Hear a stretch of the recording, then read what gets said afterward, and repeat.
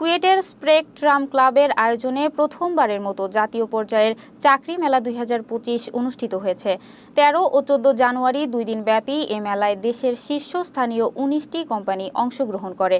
গতকাল সকালে বিশ্ববিদ্যালয়ের স্টুডেন্ট ওয়েলফেয়ার সেন্টারে pro vice chancellor professor doctor Sheikh Shariful Alam বেলুন উড়িয়ে মেলার উদ্বোধন করেন। মেলায় চাকরি প্রত্যাশীরা দেশের বিভিন্ন প্রান্ত থেকে এসে সরাসরি সিভি জমা দেওয়ার সুযোগ পান। প্রথম দিনেই প্রায় 800 সিভি জমা পড়ে।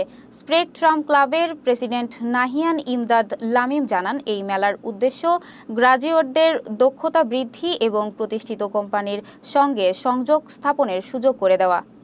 আমাদের আয়োজনের লক্ষ্য পুরোপুরি হচ্ছে আমাদের ক্লাবের যে লক্ষ্য সেটি skill development and career oriented যেসব ব্যাপার থাকে। সো এখানে হচ্ছে স্টুডেন্টরা এসে তাদের সিভি ড্রপ করতে পারছে।